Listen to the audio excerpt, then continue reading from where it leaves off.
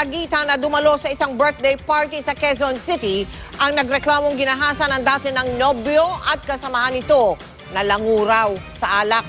Nakatutok si Bam Alegre. Exclusive. Walang humpay sa pag-iyak ang 16 anyos sa dalagitang ito sa barangay Pasong Tamo, Quezon City. Di niya kasi inakalang magagawa siyang gahasain ng dating nobyo at isa pang kasamahan nito. Kwento ng biktima, inimbitahan siya ng suspect sa isang birthday party. Pero may maitim na balak pala ang mga suspect nang malasing ang biktima.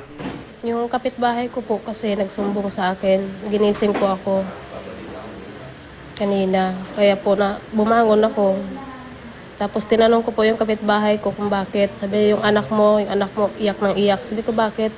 Nirape daw po siya, pinagtutulungan daw po siya ng dalawang lalaki. Agad namang nadakip ang mga suspect. Sa barangay hall, tila maamong tupa sina Jason Reyes, 19 anyos, at Mark Nunez, 24 anyos. Naamin ko po yun, totoo po yun. Bakit daw po nila nagawa?